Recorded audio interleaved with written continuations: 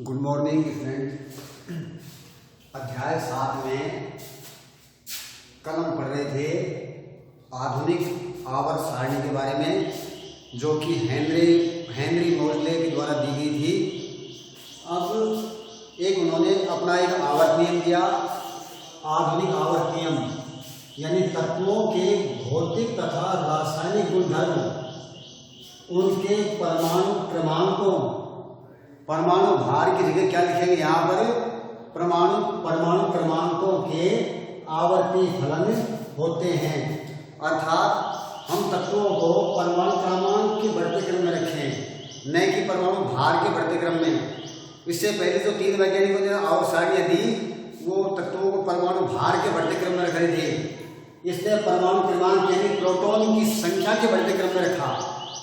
तो इस तरह से तत्वों के भौतिक तथा रासायनिक गुणधर्म, उनके परमाणु क्रमांकों के आवर्ती फलन होते हैं। अर्थात परमाणु क्रमांक के बढ़ते क्रम में रखें या प्रोटॉन के बढ़ते क्रम में रखें तो उनके गुणों में एक आवर्तीता दिखाई देती है, एक निश्चित क्रम दिखाई देता है, और एक निश्चित क्रम के बाद पुनः उसी गुण वाले फिर से तत्व दोहराए जाते हैं। इस तरह से ये इसका अर्थ निकलता है। अब लेते हैं उपधातु। कुछ तत्वों में धातु अधातु, कुछ तत्वों में धातु अधातु दोनों के गुण पाए जाते हैं, उनको उपधातु कहते हैं। उन्हें उपधातु कहते हैं। आधुनिक आवर्त सारणी में बाईं ओर इधर धातु हैं या विद्युत धनी तत्व हैं बाईं ओर, और दाहिनी ओर विद्युत ऋणी तत्व हैं, यह इनको अधातु कह सकते हैं। और इन दोनों के बीच एक टेढ़ी मेढ़ी रेखा पर उपधातु तत्व रखे गए हैं, जैसे बोरोन है, सिलिकॉन है, जर्मेनियम है, टेलुरियम है, पोलोनियम है। इस तरह के तत्व हैं जो उपधातु कहलाते हैं। जैसे कि अगर आपको दिखाया जाए तो इस प्रकार से दिखा सकते हैं इनको। ये जैसे आवर्त सारणी है। अब यहाँ पर देखिए, इसमें इधर तो ये धातु है, सारी की सारी धातु हैं। ये जितने भी ग्रीन कलर के दिख रहे हैं ये सारी धातु हैं, और इधर ये येलो कलर के दिख रहे हैं ये अधातु हैं। और ये है टेढ़ी मेढ़ी रेखा बोरोन के पास से, इस तरह ये टेढ़ी मेढ़ी रेखा है। यहाँ पर बोरोन, सिलिकॉन, जर्मेनियम, Sp, ये इस तरह के जो तत्व हैं ये उपधातु हैं। तो इस प्रकार से ये धातु, इधर धातु, इधर अधातु, और टेढ़ी मेढ़ी रेखा पर उपधातु तत्व पाए जाते हैं। अब लेते हैं गुणों में आवर्तिता। आधुनिक आवर्त सारणी में वर्ग में ऊपर से नीचे जाने पर तथा आवर्त में बाएं से दाएं जाने पर तत्वों के गुणों में क्रमिक परिवर्तन होता है।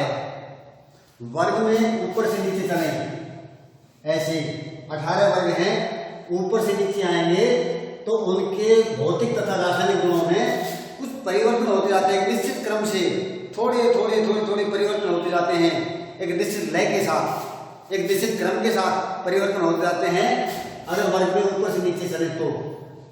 और दूसरा, अगर आवर्त में बाएं से दाएं चले तो वर्ग में तो ऊपर से नीचे चलना पड़ेगा, और आवर्त में बाएं से दाएं चलेंगे तो उनके भौतिक और रासायनिक गुणों में तत्वों में एक क्रमिक परिवर्तन दिखाई देगा, एक लयबद्ध परिवर्तन दिखाई देगा।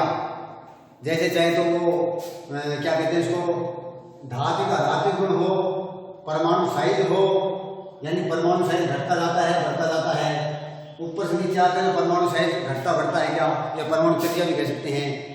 और धात्विक गुण कैसे घटता बढ़ता है, वर्ग में ऊपर से नीचे चले तो, आवर्त में बाएं दाएं चले तो धात्विक गुण कैसे घटता बढ़ता है, अधात्विक गुण कैसे घटता बढ़ता है, विद्युत ऋणता कैसे घटती बढ़ती है, परमाणु त्रिज्या कैसे घटती बढ़ती है।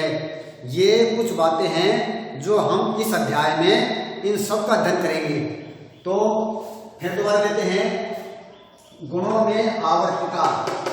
इस बात का हम विस्तृत अध्ययन करेंगे इस अध्याय में, गुणों में आवर्तिता। इसको पहले इसकी परिभाषा समझ लें, है क्या चीज ये। आधुनिक आवर्त सारणी में वर्ग में ऊपर से नीचे जाने पर तथा एक आवर्त में बाएं से दाएं जाने पर तत्वों के गुणों में क्रमिक परिवर्तन होता है, एक लयबद्ध परिवर्तन होता है। गुणों में इस क्रमिक परिवर्तन को ही गुणों में आवर्तिता कहा जाता है। अब एक एक करके जो अपने सिलेबस में जो गुण दिए गए हैं आवर्त सारणी के कुछ, उनके हम आवर्तिता के बारे में अध्ययन करेंगे। तो पहला गुण लेते हैं नंबर 1, परमाणु साइज या परमाणु त्रिज्या। परमाणु त्रिज्या की परिभाषा देखते हैं। दो परमाणु त्रिज्या क्या होती है? किसी परमाणु के बाह्यतम कोश में उपस्थित इलेक्ट्रॉन तथा नाभिक के मध्य की दूरी को परमाणु त्रिज्या कहते हैं। जैसे कि परमाणु त्रिज्या किसे कहेंगे? ये देखिए, परमाणु त्रिज्या जैसे ये तो नाभिक है, नाभिक थोड़ा छोटा बनाते हैं, ये नाभिक है, प्लस का निशान दिखा दिया। और मान लीजिए ये इसमें इलेक्ट्रॉन है, ये इलेक्ट्रॉन इस तरह चक्कर लगा रहे हैं।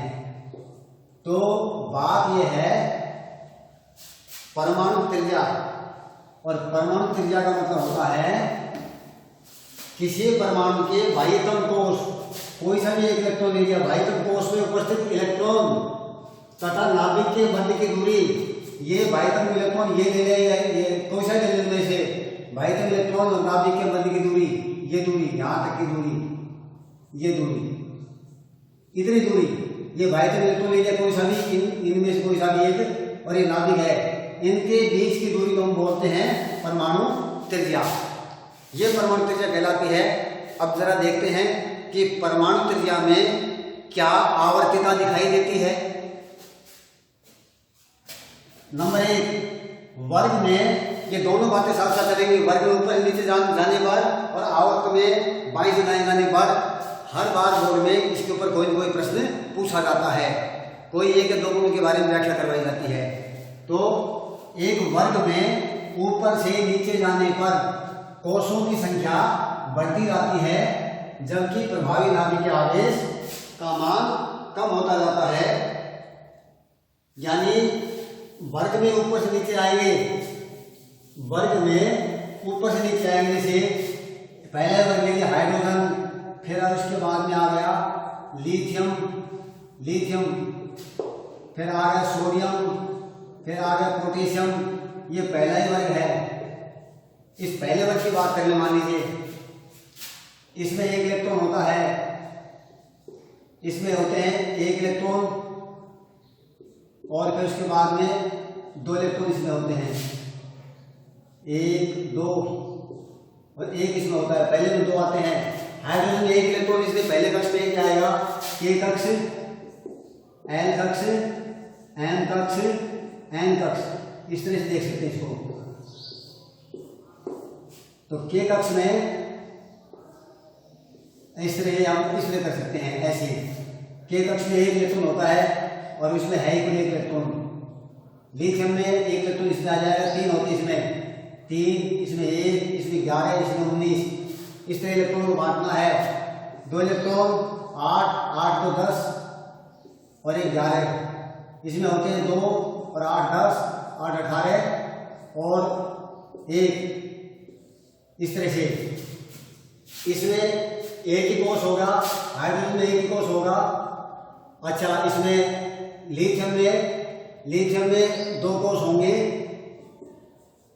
पहले कोश में 2 इलेक्ट्रॉन और इसमें 1 इलेक्ट्रॉन, ऐसे ये होगा हाइड्रोजन, ये होगा लिथियम।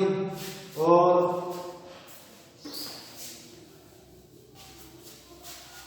अगर बात करें इसकी सोडियम, तो सोडियम का अगर देखें तो ये इस तरह से पहला कक्ष में 2 इलेक्ट्रॉन,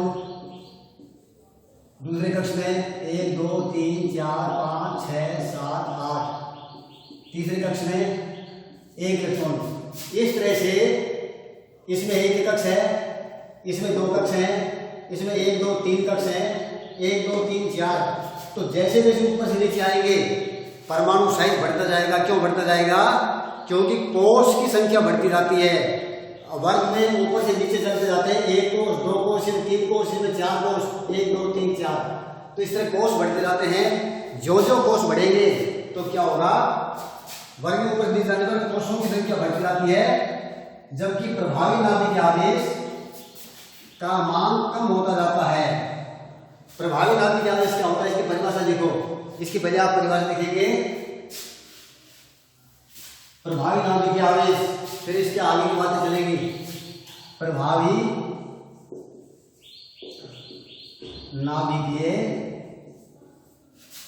नाभिकीय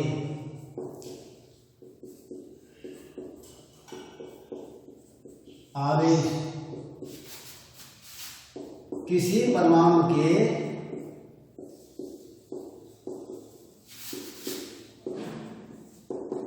बाह्यतम कोश में उपस्थित इलेक्ट्रॉन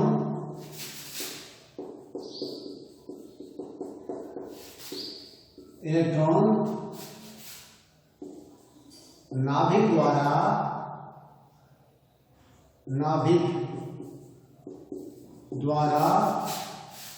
उन पर लगाया गया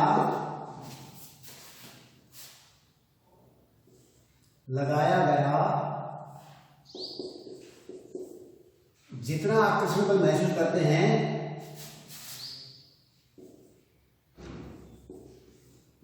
आकर्षण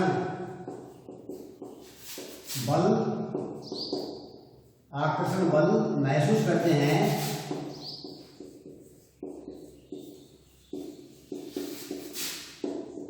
उसे प्रभावी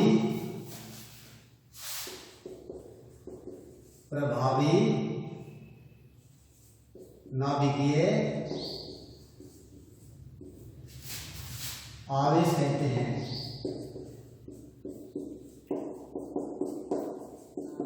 यहां देखो, ये तो बाह्यतम कोश के इलेक्ट्रॉन है। इस तरह से बाह्यतम कोश का इलेक्ट्रॉन है। नाभिक जो यहाँ पर नाभिक धनावेश है, नाभिक में प्रोटॉन होते हैं, उसमें धनावेश होता है, इलेक्ट्रॉन में ऋणावेश होता है। तो विपरीत आवेशों में आकर्षण बल लगता रहता है, या आप लोग जानते हैं पहले से ही कि विपरीत आवेशों में आकर्षण बल लगता है। तो यहाँ पर नाभिक तो एक जगह रहता है, सारे प्रोटॉन एक जगह हैं, धनावेश एक जगह है। ये इलेक्ट्रॉन पर अपना आकर्षण बल लगाएगा अपने ओर खींचने के लिए। तो इस नाभिक द्वारा जो आकर्षण बल लगाया जा रहा है, वो यह इलेक्ट्रॉन कितना महसूस कर रहा है, उस आकर्षण बल को हम बोलते हैं प्रभावी नाभिकीय आवेश। इलेक्ट्रॉन नाभिक से जितना दूर होगा उतना ही नाभिक का आकर्षण बल कम लगेगा। हम कह सकते हैं उसमें प्रभावी नाभिकीय आवेश कम लग रहा है। जितना ही इलेक्ट्रॉन पास होगा तो नाभिक का प्रभावी नाभिकीय आवेश ज्यादा होगा, क्योंकि नाभिक के पास जब इलेक्ट्रॉन होगा तो नाभिक अधिक आकर्षण बल उस पर लगा पाएगा, और हम कहेंगे कि उस पर प्रभावी नाभिकीय आवेश ज्यादा है। इस प्रकार से वर्ग में ऊपर से नीचे जाने पर परमाणु क्या नाम त्रिज्या नया कोश जुड़ता जाता है, और नया कोश जुड़ने से उसकी त्रिज्या बढ़ती जाती है, और त्रिज्या बढ़ने से यानी नया कोश बढ़ता जाता है, जिससे प्रभावी नाभिकीय आवेश है उसका मान कम हो जाता है। अतः वर्ग में ऊपर से नीचे जाने पर परमाणु त्रिज्या बढ़ती जाती है, और इस तरह से उसकी परमाणु त्रिज्या बढ़ जाती है। और अगर आवर्त में बाएं दाएं चले तो आवर्त में किसी आवर्त में बाएं दाएं जाने पर नाभिक में प्रोटॉन की संख्या तो बढ़ती जाती है, किंतु नया कोश नहीं जुड़ता है। अतः प्रभावी नाभिकीय आवेश का मान बढ़ने से परमाणु त्रिज्या घटती जाती है। अगर हम बात करें बाएं से दाएं जाने की, जैसे लिथियम है, एक लिथियम से शुरू करते हैं, जैसे लिथियम, फिर आगे बेरिलियम, और फिर आगे बोरॉन, फिर आगे ये तो है नंबर 3, नंबर 4, नंबर 5 कार्बन, फिर नाइट्रोजन, 7 पर नाइट्रोजन, 8 पर ऑक्सीजन, और फिर फ्लोरीन, और फिर नियोन, ये 10 पर आ गया। अब मान लीजिए इसको देखिए 4। अब इसमें देखो, पहले कक्ष में एक इलेक्ट्रॉन, पहले कक्ष में 2 इलेक्ट्रॉन और दूसरे में 1। इसमें पहले में 2 और दूसरे में 2, 2 और 2 4। इसके पहले के कोष में 2 इलेक्ट्रॉन, फिर 3 इलेक्ट्रॉन, इसमें 2 इलेक्ट्रॉन और 4 इलेक्ट्रॉन, 2 इलेक्ट्रॉन और 5 इलेक्ट्रॉन, 2 और 6, 2 और 7, 2 और 8, के कोस एल कोस, के कोस एल कोस, के एल के एल के एल के एल। हम देखते हैं कि बाएं से दाएं चलने पर एक ही आवर्त के तत्व सारे, और अगर हम बाएं से दाएं चलेंगे ये दूसरे आवर्त के तत्व सारे, अगर बाएं दाएं चलेंगे तो कोई नया कोष नहीं जुड़ता है। और चूंकि नाभिक में प्रोटॉन की संख्या बढ़ती जा रही है, 3 प्रोटॉन नाभिक में, 4 प्रोटॉन, 5, 6, 7, 8, 9, 10 प्रोटॉन बढ़ते जाते हैं नाभिक में, अतः प्रभावी नाभिक आवेश बढ़ता जाएगा, जिसके कारण परमाणु साइज घटता जाएगा। इस प्रकार से परमाणु त्रिज्या बाएं दाएं जाने पर घट जाती है। आगे देखते हैं हम कि आयनिक त्रिज्या, कोई भी परमाणु इलेक्ट्रॉन त्याग कर तो धनायन बन जाता है, इलेक्ट्रॉन त्याग देगा धनायन बन जाएगा, जबकि इलेक्ट्रॉन ग्रहण कर लेता है करके ऋणायन बन जाता है, यानी त्यागने पर धनायन और ग्रहण करने पर ऋणायन बनता है। इस प्रकार इन धनायनों और ऋणायनों की त्रिज्या को हम आयनिक त्रिज्या कहते हैं। इस पे सवाल आवर्तता के आधार पर नहीं पूछेंगे, इस पे सवाल इस तरह का पूछते हैं कि धनायन उदासीन परमाणु से छोटा और ऋणायन उदासीन परमाणु से बड़ा क्यों होता है। इस टाइप का सवाल पूछ लेते हैं बोर्ड में। तो हम एक करके दोनों को देखते हैं कि ये उदासीन परमाणु है सोडियम का, मान लीजिए, जिसपे कोई आवेश नहीं है, और ये उदासीन परमाणु सोडियम का, इसमें इलेक्ट्रॉन कितने 11 हैं, 2 पहले कोष में, फिर 8 दूसरे कोष में, 2 8 10 और तीसरे कोष में 1 है। इस प्रकार 3 कोष इसमें के एल एम। अच्छा, इलेक्ट्रॉन निकलने पर इलेक्ट्रॉन से त्याग दिया, ये त्याग रखा, तो क्या बचेगा, पहले कोष में 2 इलेक्ट्रॉन, दूसरे में 8 और तीसरे कोष का जो 1 इलेक्ट्रॉन था वो निकल गया, यानी अब कोष रह गए इसमें 2 ही, के और एल। तो एक कोष घट गया, एक कोष था, 2 कोष था, तीसरा कोष घट गया इसका, क्योंकि इलेक्ट्रॉन इसने त्याग दिया, और तीसरे कोष में 1 इलेक्ट्रॉन होता है, वो इलेक्ट्रॉन भी गया, कोष भी खत्म हो गया। तो इस तरह से पहली बार तो इसमें एक कोष खत्म हो गया, इसलिए धनायन बनने पर ये अपने परमाणु के साइज से, इसका जो मूल परमाणु है, इसका जो संगत परमाणु है, इस धनायन का संगत परमाणु सोडियम आयन है, सोडियम परमाणु है, तो इस तरह से इस धनायन का आकार अपने संगत परमाणु से छोटा है, क्योंकि एक तो इसका कोष खत्म हो गया, और दूसरी बात अब जो इलेक्ट्रॉन बचे हैं वो कम रह गए, नाभिक उनको अधिक आकर्षण बल से अंदर की ओर खींचेगा, जिससे परमाणु छोटा हो जाता है। बचे हुए इलेक्ट्रॉन भी सिकुड़ करके नाभिक की तरफ ही आ जाते हैं और परमाणु आकार में छोटा हो जाता है, धनायन आकार में छोटा हो जाता है। और इसका उल्टा करें, ऋणायन कैसे बनता है, किसी बाहर से कोई परमाणु को ले लिया जाए तो उससे ऋणायन बनता है। अब ये क्लोरीन परमाणु है, इसमें इलेक्ट्रॉन है 2 8 7 के एल एम, एम कक्ष में 7 इलेक्ट्रॉन है। अब इसने इलेक्ट्रॉन कहीं बाहर से ले लिया है, दूसरे परमाणु से इलेक्ट्रॉन से ले लिया, तो इलेक्ट्रॉन लेने पर अब इसमें इलेक्ट्रॉन देखो कितने हो गए, 2 8 8। अब बाहर के कोष में 7 की जगह इलेक्ट्रॉन हो गए 8, कोष खत्म नहीं हुआ, कोष उतने ही है, 3 पहले थे, 3 अब हैं, लेकिन नया इलेक्ट्रॉन जो आ गया लास्ट वाले कक्ष में, उसके कारण जो नाभिक की पकड़ थी वो कम हो गई। हम कह सकते हैं कि इलेक्ट्रॉनों पर प्रभावी नाभिकीय आवेश कुछ घट गया, और प्रभावी नाभिक आवेश कुछ घटने पर वो इलेक्ट्रॉन थोड़े दूर दूर फैल गए और उनका आयन जो त्रिज्या थी वो बढ़ गई, और ऋणायन जो बना वो अपने संगत परमाणु से आकार में बड़ा हो गया, क्योंकि कोष तो इसमें घटा नहीं, और एक इलेक्ट्रॉन और जुड़ गया आपस में आकर के इनके बाहर वाले कोष में, तो नाभिक की पकड़ कुछ कम हो गई, नाभिक कम आकर्षण बल लगा के इनको खींचेगा। अब यहाँ तो भीतर नाभिक के भीतर थे 2 8 10 7 17 प्रोटॉन थे नाभिक के भीतर, और इलेक्ट्रॉन भी 17 थे, और यहाँ पर प्रोटॉन तो वही 17 ही रहे, लेकिन इलेक्ट्रॉन अब 18 हो गए, 2 8 10 18 इलेक्ट्रॉन एक बढ़ गया, अतः नाभिक कम आवेश कम मतलब प्रभाव से इसको अपनी ओर खींच पाएगा, और इस तरह परमाणु का आकार ऋणायन का आकार बड़ा हो जाता है अपने संगत परमाणु से।